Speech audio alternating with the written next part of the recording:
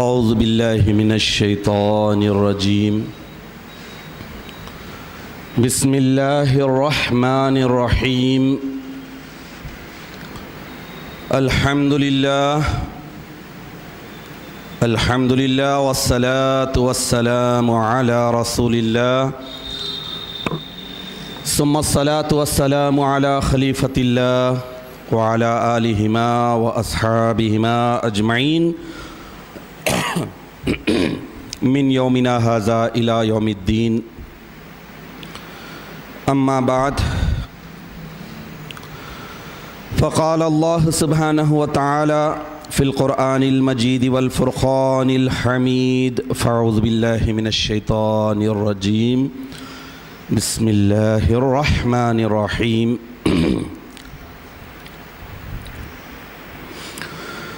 وَلَقَدْ صَرَّفْنَا لِلنَّاسِ فِي هَذَا الْقُرْآنِ مِنْ كُلِّ مَثَلٍ فَأَبَى أَكْثَرُ النَّاسِ إِلَّا كُفُورًا صدق اللہ العظیم۔ سورہ بنی اسرائیل آیت نمبر 190۔ حاضرین محترم، جیسا کہ آپ واقف ہیں کہ یہ رمضان المبارک کا مقدس مہینہ جس میں قرآن عظیم نازل ہوا، اور یہ قرآن عظیم دنیا میں جتنے علوم ہے علم، ان سارے علوم کا یہ منبع ہے، مرکز ہے، اور یہ قرآن عظیم انسانوں کے لیے نجات کا ذریعہ ہے، سعادت کا ذریعہ ہے۔ انسان اپنی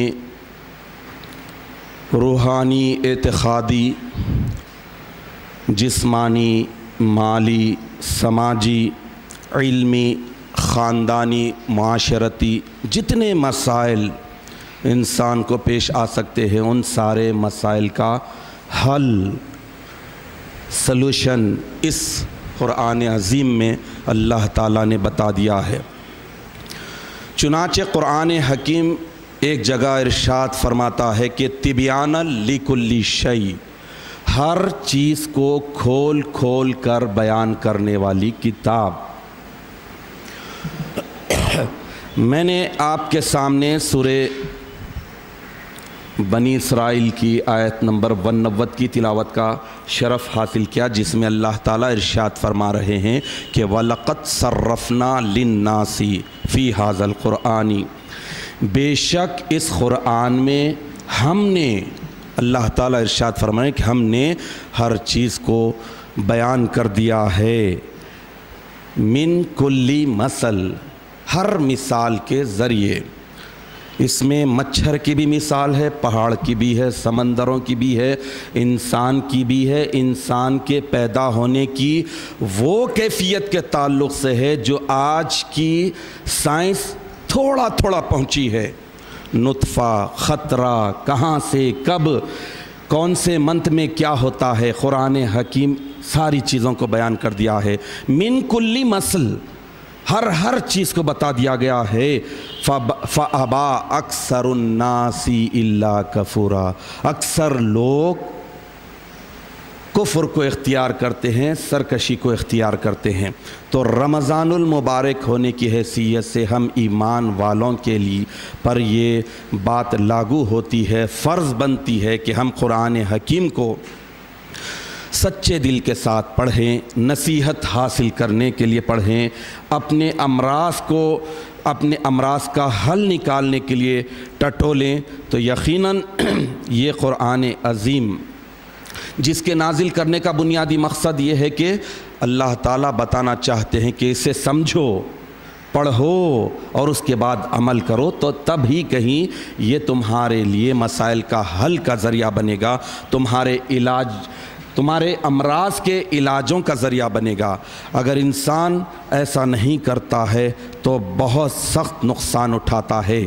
حاضرین محترم، جیسا کہ سورہ بقرہ کی آیت نمبر 185 میں اللہ تعالیٰ ارشاد فرماتے ہیں کہ شہر رمضان الذی انزل فیہ القرآن ھدی للناس وبینات من الھدی والفرقان، کہ بے شک رمضان کا مہینہ وہ مہینہ ہے جس میں قرآن نازل کیا گیا، جو لوگوں کے لیے ھدی للناس، لوگوں کے لیے ہدایت کا ذریعہ ہے اور کھلی نشانیاں ہیں اور حق اور باطل میں فرق کرنے والا ہے۔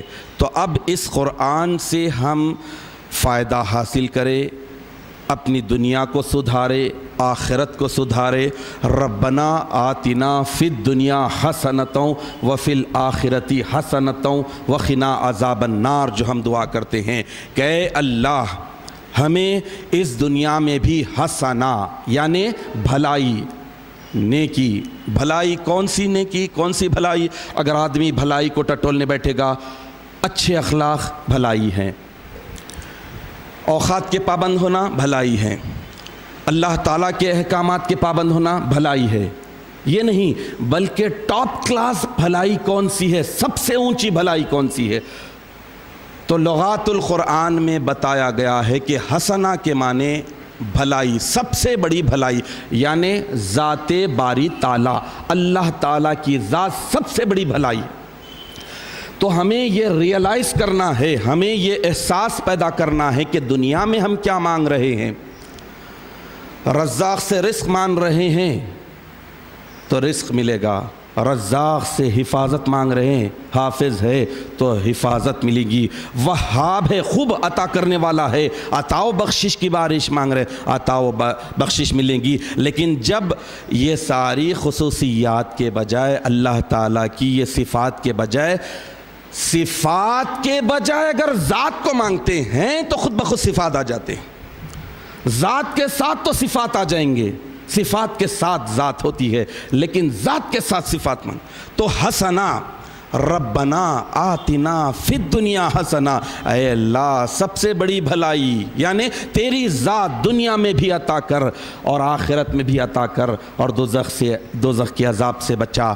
تو اللہ کی ذات کو مانگ رہے ہیں تو اللہ کے کلام کو صحیح سمجھنے کے بعد ہی، اس پر عمل کرنے کے بعد ہی اللہ کی ذات ملتی ہے۔ تو الغرض یہ رمضان المبارک کا مقدس مہینہ ایسا ہے کہ جس میں قرآن عظیم نازل کیا گیا، جتنے علوم ہیں۔ اب آپ دیکھ لیجئے، اگر میں سرسری انداز میں ایک مثال دے کر چلا جاتا ہوں۔ اللہ تعالیٰ ارشاد فرماتے ہیں کہ ہم نے آسمانوں اور زمین کو فی 6 ایام 6 دنوں میں پیدا کیے۔ کیا بات تھی ایسی جو اللہ تعالیٰ کو 6 دن لینا پڑا؟ 60 کیوں نہیں لیے؟ 6 گھنٹے کیوں نہیں لیے؟ جبکہ ان کی شان یہ ہے کن فیکن، ہو جا ہو جا، یہ لفظ بولنے کی بھی ضرورت نہیں ہے اللہ سبحانہ و تعالیٰ کو۔ قادر و قدیر ہے، علی کل شیء قدیر ہے، پھر 6 دن کیوں لگے؟ اب بچے کی پیدائش کے تعلق سے آ گیا کہ پہلے ایسا ہوتا ہے، اتنے مہینے ہوتے ہیں، اس کے بعد تو یہ دن، یہ مہینے اللہ تعالیٰ قرآن عظیم میں بتا رہے، تو معلوم ہوا کہ میتھمیٹک قرآن سے نکلی۔ آپ کائنات میں بکھری ہوئی ساری چیزوں کو دیکھ لیجئے، آج سائنس ایک ایک کر کے کوشش کر رہی ہے، لڑک رہی ہے، لڑک رہی ہے، ابھی تحقیق کے درجے میں ہے، لیکن اللہ سبحانہ و تعالیٰ کروڑوں برس پہلے ہی ساری چیزوں کو طے کر دیے تھے۔ تو اب سائنس بھی آئی، سائنس ہو، جغرافی ہو، میتھمیٹک ہو، یہ جتنے علوم، انسان کو بہت سارے علوم معلوم بھی نہیں، علم کا علم بھی نہیں ہے، لیکن اللہ تعالیٰ تو یہ قرآن عظیم میں ساری چیزیں ملتے۔ اب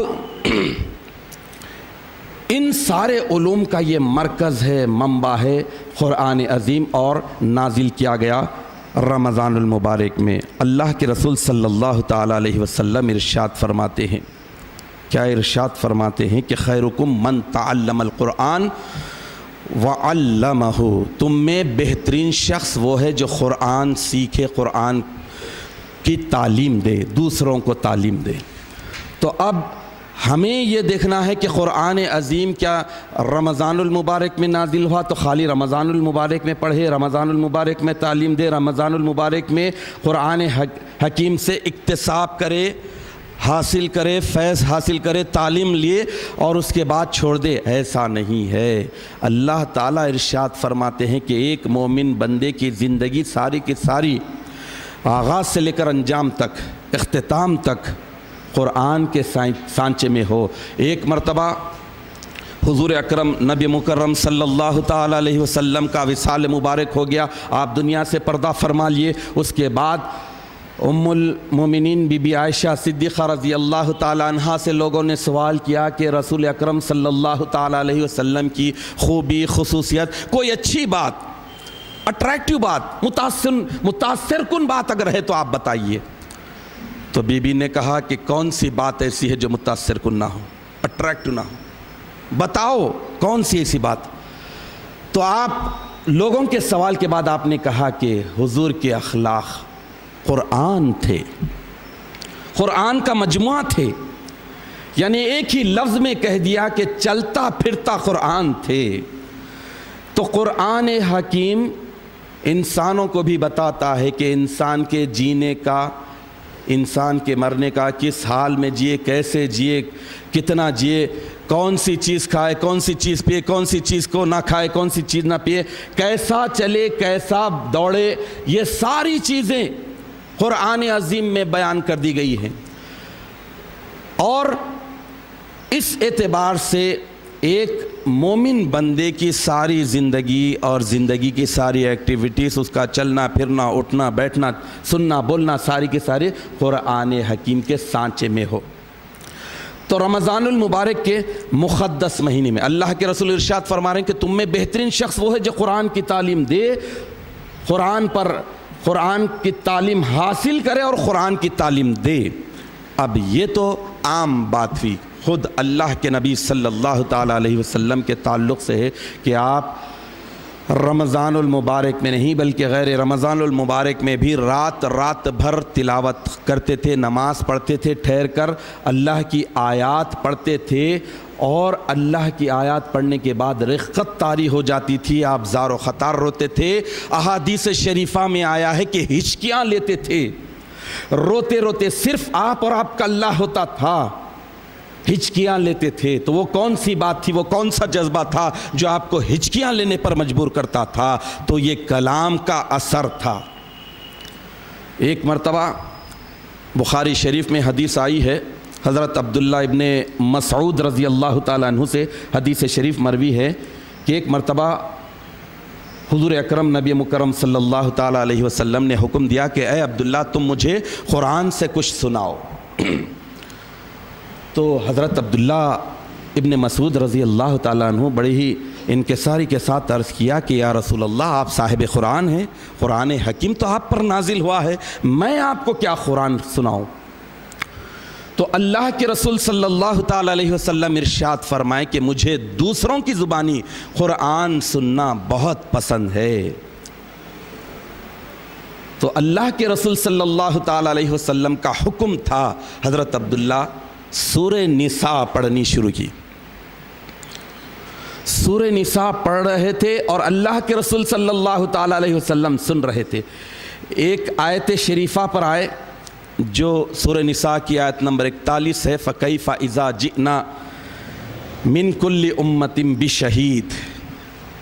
اس کے معنی یہ ہے کہ اس دن کو یاد کرو جس دن ہر امت اپنے پیغمبر کے ساتھ آئے گی گواہ کے طور پر۔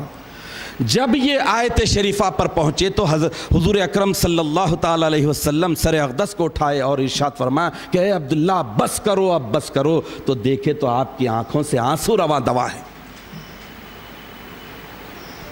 تو اب اس سے اندازہ لگائیے کہ قرآن عظیم،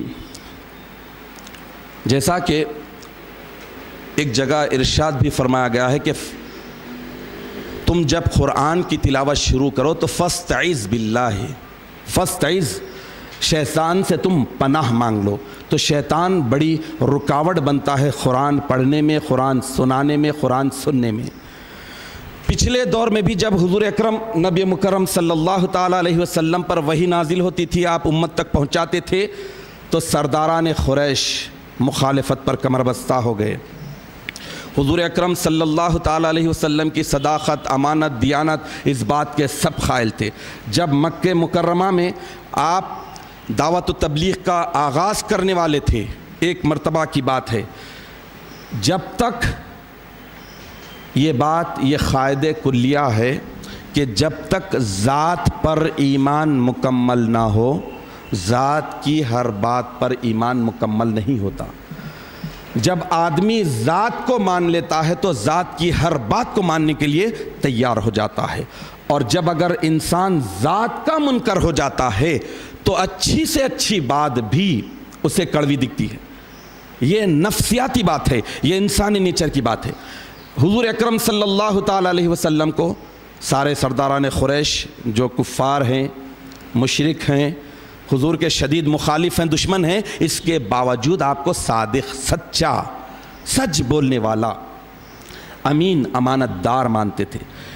ایک مرتبہ جب اللہ کی طرف سے حکم ہوا کہ اب جاؤ اپنی قوم کو ڈراؤ، نصیحت کرو، تبلیغ کا آغاز کرو، تو حضور اکرم نبی مکرم صلی اللہ تعالیٰ علیہ وسلم مکے کی پہاڑی پر، ایک پہاڑی پر چڑھے، اور اس دور کا جو پروپیگنڈے کا طریقہ تھا، اعلان کا طریقہ تھا، پہاڑی کی چوٹی پر جا کر آپ نے اعلان فرمایا کہ یا صباح القوم، اے میری قوم آگاہ ہو جاؤ.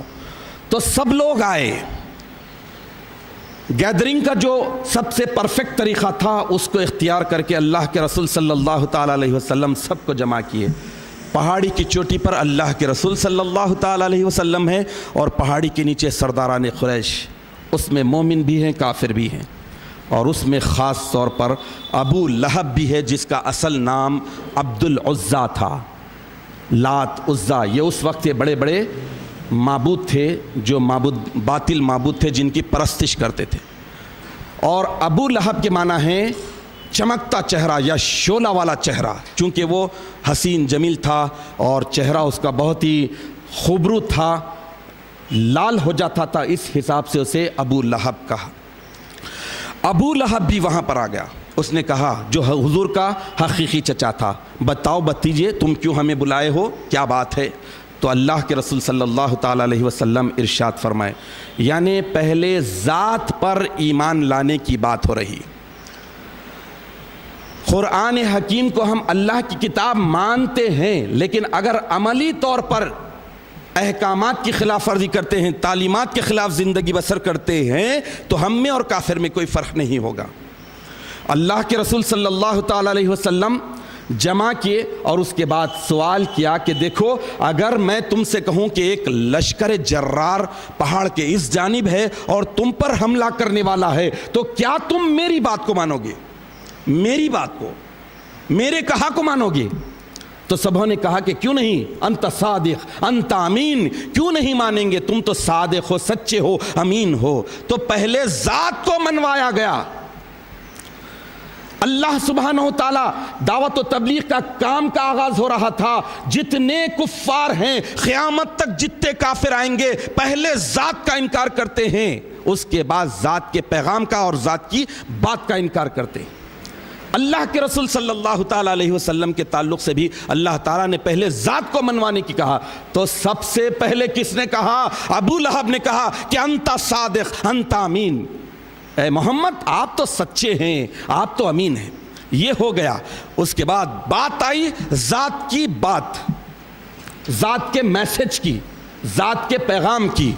اب وہی ذات جسے انت صادق انت امین کہا جا رہا ہے، انہوں نے یعنی محمد عربی صلی اللہ تعالیٰ علیہ وسلم نے کہا کہ دیکھو، میں تمہیں بڑے عذاب سے ڈراتا ہوں، میں اللہ کا فرستادہ ہوں، اللہ کا میسنجر ہوں، اللہ کی طرف سے بھیجا گیا ہوں. میں اس دن سے ڈراتا ہوں جس دن کوئی کسی کے کام آنے والا نہیں ہے. یہ کہنا تھا ابو لہب جو انت صادق کہا تھا، انت امین کہا تھا، جس کا سبجیکٹ اللہ کی کتاب نہیں تھی، اللہ کی وحی نہیں تھی، اس نے فوراً کہا کہ تباً لک یا محمد، اے محمد نعوذ باللہ من ذالک، تمہارے لیے ہلاکت ہو، بربادی ہو۔ اس کے جواب میں اللہ تعالیٰ نے سورہ تبت یدا نازل کی، اور ابو لہب کی بیوی بھی سخت ترین دشمن تھی جو ام جمیل بنت حرب جس کا نام تھا، تو اس کا بھی ذکر ہے۔ تو اس طرح اس واقعے میں میں یہ بتانے کی سعادت حاصل کر رہا ہوں کہ اللہ کے پیغام کی، اللہ کے کلام کے دعوت کا جب آغاز کیا گیا تو اللہ تعالیٰ پہلے ذات کو منوایا، ذات کے بعد ذات کی بات کو منوانے کی کوشش کی، اور جن کے پاس ایمان تھا انہوں نے آمنا صدقنا کہا، اور جن کے پاس ایمان نہیں تھا انہوں نے تو گالی گفتار کی۔ تو اس طرح یہ قرآن عظیم کا مقدس مہینہ ہے، نزول قرآن کا مقدس مہینہ ہے۔ اس موقع پر ہمیں یہ دیکھنا ہے کہ حضور اکرم صلی اللہ تعالیٰ علیہ وسلم جب قرآن حکیم کی دعوت پہنچاتے رہے، آیات کا جون جون نزول ہوتا رہا، امت تک یہ پہنچاتے رہے، تو اس دور میں بھی قرآن کے خلاف کام کیا گیا۔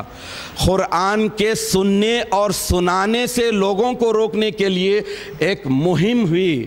سرداران قریش میں نضر بن حارث نام کا ایک بڑا سردار تھا جو بہترین اسٹوریز لکھتا تھا، اور اسٹوریز سنانے میں وہ ایک دم ایکسپرٹ تھا۔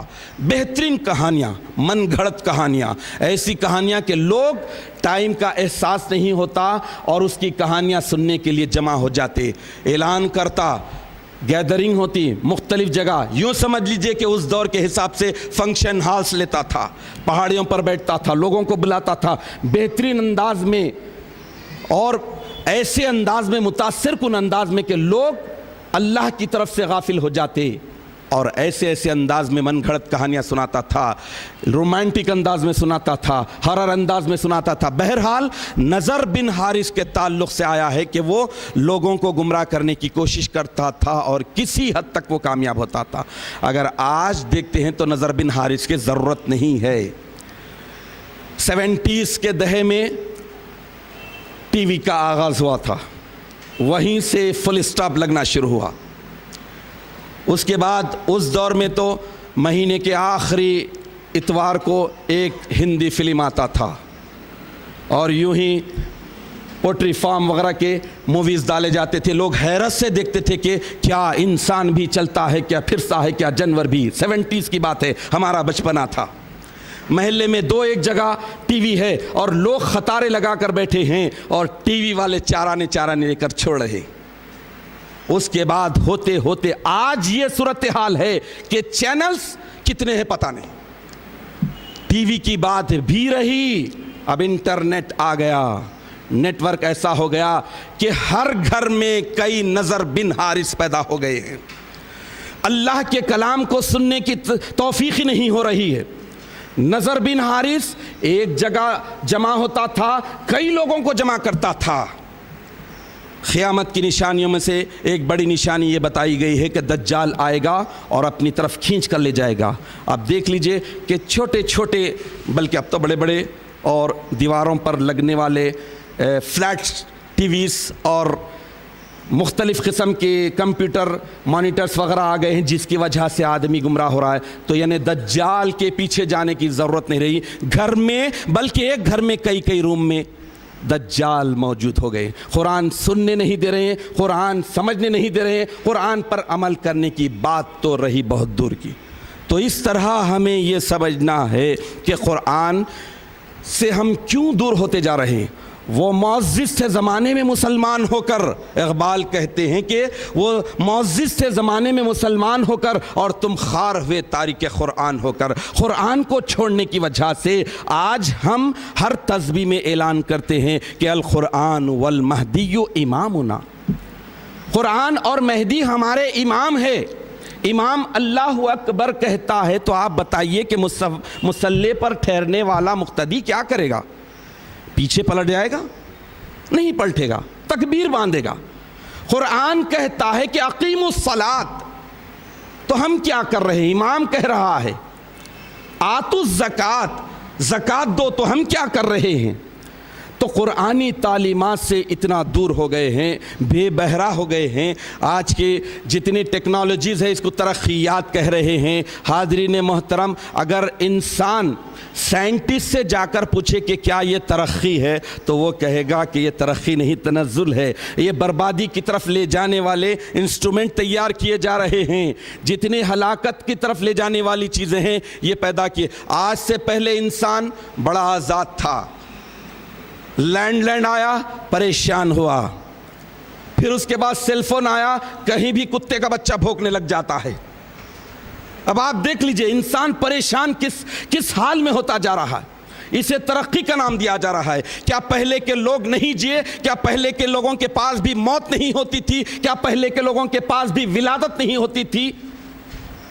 آج دیکھ لیجئے بربادی کی طرف نیا جنریشن تو فیس بک، ٹویٹر وغیرہ ایسی چیزیں آ گئی ہیں کہ بڑا ثواب کا کام سمجھ رہے ہیں۔ سیدنا علی کرم اللہ وجہہ کا یہ فرمان ہے، لہذا شیئر کیجئے اور فارورڈ کیجئے۔ ارے پہلے فرمان کے معنی تو سمجھو، کیا فرما رہے ہیں حضرت علی کرم اللہ وجہہ؟ زندگی کی بنیادی حقیقت کو بیان کر دیے، اسے سمجھے ہی نہیں اور فارورڈ کر دے رہے ہیں۔ فارورڈ کرنے سے پہلے ذرا دیکھو، قرآن خود کہتا ہے۔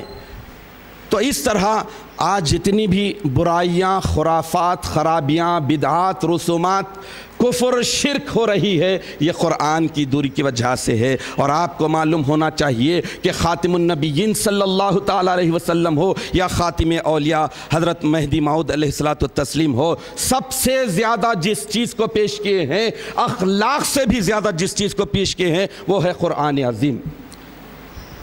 قرآن کو پیش کیے ہیں، بیان قرآن کو پیش کیے ہیں۔ کوئی متاثر ہوا ہے تو قرآن سے متاثر ہوا ہے، بیان قرآن سے متاثر ہوا ہے۔ ایک دفعہ کا واقعہ ہے کہ ایک شخص نشے کی دھت میں آیا، شراب پیا تھا، ڈرنک کیا تھا، اور ایسی صورت میں امامنا مہدی علیہ السلام کی خدمت اقدس میں آیا۔ لوگوں نے سوال کیا کہ یہ تو نشے کی حالت میں دھت ہے، اسے ہم باہر کرتے ہیں۔ تو مہدی موعود برحق علیہ السلام کیا پیارا جواب دیے ہیں، ارشاد فرمایا کہ بندے کے پاس تو وہ نشے والے آتے ہیں جو دنیا کا نشہ ہوتا ہے، جو ایک مرتبہ چڑھتا ہے تو پھر اترتا نہیں، الا بالتوفیق، اللہ کی توفیق کے سوا کسی سے اترتا نہیں۔ یہ نشہ تو رات گئی تو بعد گئی ہوتا ہے، پھر پینے کے بعد چڑھتا ہے۔ اسی لیے حب الدنیا رأس کلی خطیئۃ، حدیث شریف میں بتایا گیا کہ دنیا کی محبت ساری برائیوں کی جڑ ہے۔ تو ساری برائیوں کی جڑ آج رج بس گئی ہے۔ گھروں میں دیکھ لیجئے ماحول غیر اسلامی ہو گیا ہے، مشرکانہ ہو گیا ہے، غیر قرآنی ہو گیا ہے۔ اس کی وجہ یہی ہے۔ تو بھائیوں جاگو، اپنے آپ کو جاگنے کی کوشش کریے اور اپنے گھر والوں کو جگائیے، قرآنی تعلیمات کو عام تام کیجئے، اپنے گھر میں قرآنی تعلیمات کو پھیلانے کی کوشش کیے۔ وآخر دعوانا ان الحمدللہ رب العالمین۔